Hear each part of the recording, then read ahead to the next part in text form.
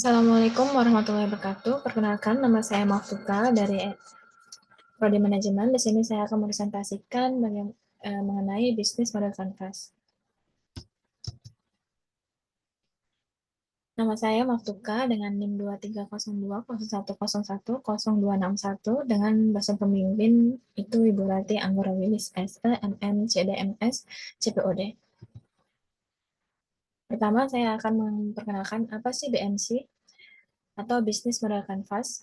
BMC atau Business Model Canvas adalah alat visualisasi strategis berbentuk satu lembar kanvas yang membantu merancang, mengembangkan, dan memahami model bisnis secara komprehensif dengan memetakan 9 blok bangunan utama bisnis yang terdiri dari pelanggan atau customer segment, nilai atau value proposition, saluran atau channels, hubungan pelanggan atau customer relationship, pendapatan atau revenue stream, sumber daya utama atau key resource, aktivitas utama atau key activity, mitra utama atau key partnership, dan struktur biaya atau cost structure. Ini memudahkan pembisnis memahami gambaran besar bisnis, siapa target pasar, cara menghasilkan keuntungan, dan bagaimana semua elemen saling berkaitan dalam satu salaman. Ini merupakan 9 elemen yang ada di Business Model Canvas. Customer segment, value propositions, channels, customer relationship, revenue stream, case research, key activities, key partnership, dan cost structure. Customer segment itu pengelompokan target konsumen yang dilayani oleh sebuah bisnis berdasarkan karakteristik tertentu seperti usia, demografi, diskografi, atau perilaku. Elemen ini penting untuk menentukan strategi pemasaran dengan mendefinisikan siapa target pembeli. Ini terdiri dari 3, yaitu customer jobs, customer gain, dan customer pain. Yang kedua adalah value proposition,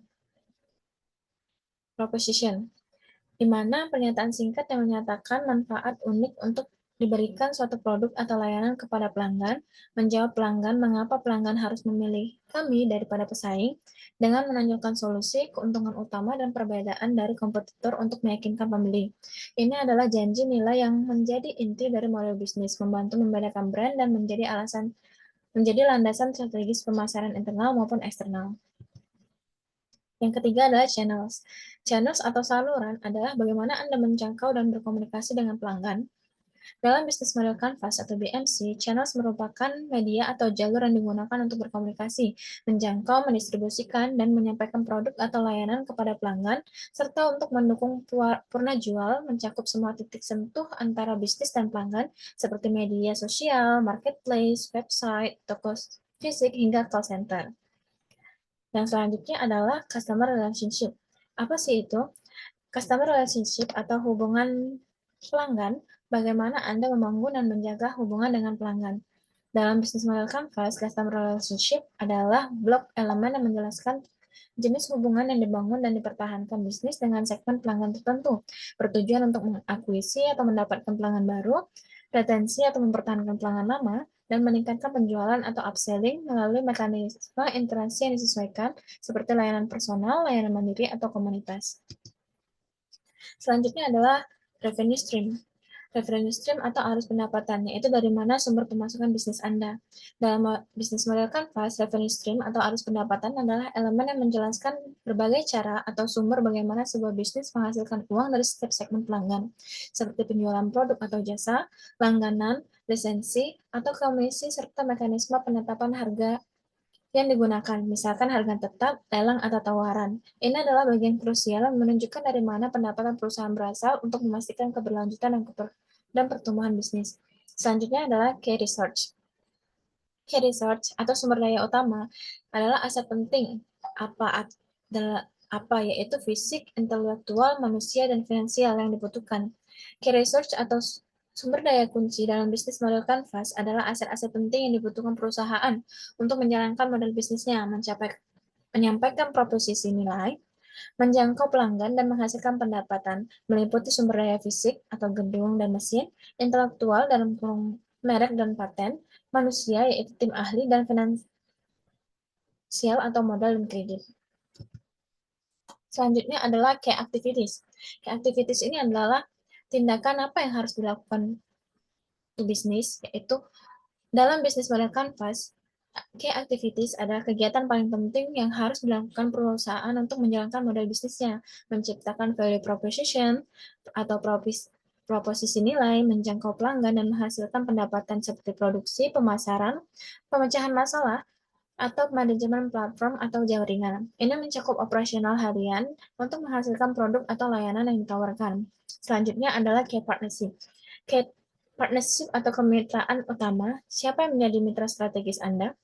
Key partners adalah pihak-pihak eksternal seperti pemasok, distributor, atau perusahaan lain yang bekerja sama dengan bisnis Anda untuk menciptakan nilai, mengoptimalkan model, model bisnis, mengurangi resiko, dan memperoleh sumber daya yang tidak bisa diakses sendiri, menjadi elemen vital untuk kelancaran operasional dan keberhasilan bisnis.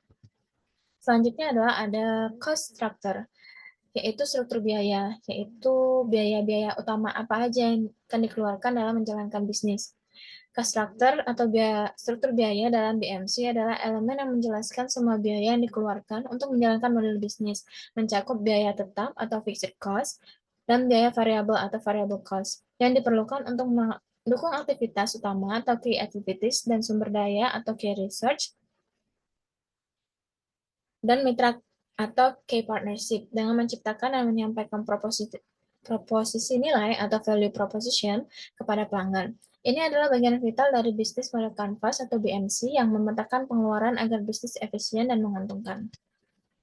Selanjutnya saya akan memperkenalkan BMC apa yang akan saya ambil, yaitu saya mengambil studi kasus IKEA. IKEA adalah perusahaan furnitur dan perabot rumah tangga multinasional asal Swedia yang didirikan oleh Ingvar Kamprad. IKEA didirikan oleh Ingvar Kamprad pada tahun 1943 di Swedia ketika usianya masih 17 tahun. Awalnya Kamprad memulai bisnisnya sebagai perusahaan kecil yang menjual barang-barang rumah tangga melalui katalog. Nama IKEA sendiri berasal dari singkatan nama Kamprad, farm keluarga Tarit, dan desa tempat ia tumbuh besar yaitu Agunnaryd. Pada tahun 1950-an, IKEA mulai memperkenalkan konsep desain furnitur datar yang dapat dirakit sendiri oleh pembeli. Inovasi ini membuat produk-produk IKEA menjadi lebih terjangkau dan mudah diangkut, memberikan pelanggan kebebasan dalam menyesuaikan furnitur sesuai kebutuhan mereka. Ini adalah example of business model Canvas IKEA. Yang pertama yaitu key partnership. Mitra utamanya termasuk jaringan pemasok global untuk bahan baku dan produksi, serta mitra logistik dan pengiriman untuk memastikan distribusi produk yang efisien dan hemat biaya. Itu terdiri dari pemasok atau supplier, manufaktur, logistik dan transportasi, layanan perakitan, pemasaran, teknologi atau IT. Nah, mitra lokal di Indonesia yaitu Kementerian Perdagangan atau Kemendak melalui program Tires Indonesia memasarkan produk UMKM di IKEA. Selanjutnya adalah kontraktor pembangunan, perusahaan logistik lokal, dan lain-lain untuk mendukung operasional di Indonesia. Strategi kemitraannya adalah Best Buy di AS untuk menawarkan pengalaman belanja dapur dan ruang cuci yang unik, serta WFF dan IKEA Foundation. Selanjutnya ada IKEA Key Activities, yaitu aktivitas utama meliputi desain produk, manajemen rantai pasok dan logistik, operasional toko retail, pemasaran dan pengembangan platform e-commerce, yaitu desain dan pengembangan produk, manajemen rantai pasokan, pemasaran pengalaman pelanggan, operasi retail dan distribusi, self-service, produk flat pack, dan layanan tambahan dan keberlanjutan. Selanjutnya ada key research. Sumber daya utama atau key research mencakup desain produk internal yang inovatif, rantai pemasok global yang efisien, toko fisik dan pusat distribusi yang luas, serta merek IKEA yang kuat, yaitu terdiri dari toko dan gudang, kemasan datar atau flat pack, peralatan dan mesin, brand IKEA, desain demokratif, inovasi dan pengembangan produk, SDM yang terlatih, pemasok global, hubungan pemasok, dan arus kas yang kuat. Selanjutnya ada value proposition. proposition. Proposisi nilai atau value proposition adalah menawarkan beragam pilihan furnitur dan aksesoris rumah yang dirancang dengan baik, fungsional, dan berkualitas tinggi dengan harga serendah mungkin, yang sebagian besar dapat dirakit sendiri oleh pelanggan. Itu terdiri dari yang harganya terjangkau atau affordability, desain demokratif, fungsionalitas dan estetika, pengalaman pelanggan, keberlanjutan atau sustainability, desain efisien biaya, kemasan datar atau flat pack, perakitan mandiri atau self-assembly, dan rantai pemasakan besar dan skala global. Selanjutnya ada cost structure atau struktur biaya. Didorong oleh upaya penghematan biaya yang signifikan seperti lokasi dan properti itu terjadi untuk efisiensi operasional atau self-service dan self-assembly, rantai pasok dan logistik, produk dan margin, biaya laba dan layanan tambahan. Selanjutnya ada customer relationship, yaitu hubungan dengan pelanggan dikelola melalui pengalaman berbelanja di dalam toko, termasuk kafe dan area bermain anak-anak, program loyalitas IKEA Family yang menawarkan diskon dan keuntungan, serta layanan pelanggan daring. Itu ada IKEA Family Program, pengalaman integrasi layanan pelanggan komprehensif, inovasi berbasis pelanggan, fokus pada nilai dan berkelanjutan, kebijakan pengembalian fleksibel, dan personalisasi. Selanjutnya ada channels. Channels atau saluran ini IKEA menjangkau pelanggannya melalui toko fisik yang besar dan pengalaman showroom yang inspiratif, serta melalui platform e-commerce dan aplikasi seluler yang kuat untuk penjualan daring dan pengiriman. Contohnya itu toko dan pelayanan toko, situs web dan aplikasi, e-commerce, YouTube, dan katalog.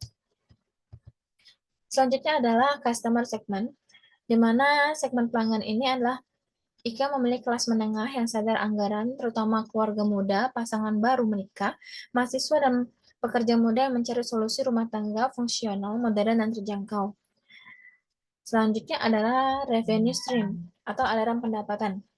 Sumber pendapatan utama berasal dari penjualan furnitur dan produk rumah tangga, penjualan makanan di restoran dan pasar makanan swedia, serta biaya pengiriman dan perakitan opsional. Itu terdiri dari penjualan produk furnitur dan dekorasi, penjualan makanan, layanan tambahan, penjualan online atau omnichannel, waralaba atau franchise, dan ekspansi dan digitalisasi. Ini merupakan key partnership dari IKEA. Itu ada Adidas, ada Best Boy, ada Social Native, ada WWF, dan ada Blue Dart.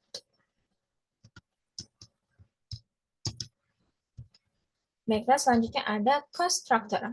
Struktur biaya IKEA Indonesia berpusat pada strategi cost leadership atau kepemimpinan biaya melalui efisiensi operasional seperti lokasi toko pinggir kota, sistem swalayan dan suara kit, mengurangi staf, rantai pasok terintegritas, serta penjualan volume besar dengan margin rendah didukung oleh layanan berbayar operasional atau rakit desain interior yang menambah pendapatan. Lisensi merek dibayar ke Inter IKEA Group sekitar 3% dari penjualan, sementara operasional harian di Indonesia diurus oleh PT Hero Supermarket atau DVI Nusantara. Komponen utama struktur biaya dan pendapatan yaitu ada biaya operasional dan lokasi, meliputi lokasi pinggir kota, staf dan tenaga kerja, dan rantai pasok. Selanjutnya ada biaya lisensi dan merek, yaitu biaya warlaba. 3% dari penjualan bersih dibayarkan ke Inter IKEA Group untuk penggunaan merek dan konsep. Selanjutnya itu ada strategi harga dan margin. Volume tinggi, margin rendah, mengandalkan penjualan dalam jumlah sangat besar untuk mencapai profitabilitas. Selanjutnya ada sumber pendapatan tambahan atau layanan berbayar seperti layanan perakitan, layanan desain interior, dan layanan pengantaran. Cara kerjanya di Indonesia yaitu lisensi PT Hero Supermarket DFI Nusantara memegang lisensi untuk mengoperasikan IKEA di Indonesia, membayar royalti kepada Inter IKEA Group. Selanjutnya ada efisiensi lokal, menyesuaikan konsep global dengan efisiensi biaya, terutama dari swalayan ke swalayan untuk menawarkan harga murah. Dan yang terakhir ada layanan pendukung, yaitu layanan seperti perakitan dan desain interior menjadi sumber pendapatan tambahan sampai tetap menjaga inti bisnis tetap hemat biaya. Selanjutnya ada customer segment, yaitu menargetkan segmen pelanggan yang luas, terutama keluarga muda, pasangan baru menikah, profesional muda, dan mahasiswa yang sadar anggaran namun menginginkan furnitur bergaya, fungsional, dan terjangkau dengan penekanan gaya hidup modern dan minimalis. Mereka juga menyasar segmen bisnis B2B melalui program IKEA Business untuk perusahaan yang membutuhkan solusi furnitur profesional dengan harga kompetitif. Segmen utama IKEA adalah keluarga muda dan pasangan baru menikah, profesional muda dan mahasiswa, konsumen sadar anggaran atau budget conscious, Segmen bisnis atau B2B. Karakteristik perangannya ada demokratif, psikografis, dan perilaku. Selanjutnya ada revenue stream.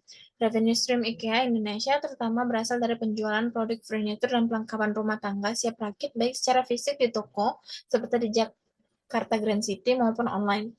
Didukung layanan tambahan seperti makanan di Swadia Restoran dan toko makanan serta efisiensi biaya dan peningkatan produksi lokal untuk meningkatkan daya saing. Meskipun penjualan sempat terkoreksi, mereka fokus pada pengalaman pelanggan dan optimalisasi produk domestik. Sumber pendapatan utama global dan Indonesia. Satu, penjualan produk furniture dan dekorasi. Yang kedua adalah makanan dan minuman. Yang ketiga adalah layanan tambahan. Yang keempat adalah pendapatan luar laba. Ini merupakan key activity IKEA, yaitu ada Move In Day IKEA Trip, ada The Challenge of Life at Home, even at all IKEA Store, dan juga berbagai macam diskon lainnya. Ini merupakan key activity dari IKEA. Selanjutnya adalah key research, yaitu toko IKEA, gudang, dan tempat perakitan serta pengantaran barang dari IKEA. Selanjutnya ada value proposition, yaitu IKEA dari IKEA Place atau aplikasi IKEA. Terus juga ada IKEA Self Ambitious Secret, yaitu kita bisa merakit sendiri barang yang kita inginkan. Selanjutnya ada customer relationship, yaitu ada IKEA Family, IKEA Partners, dan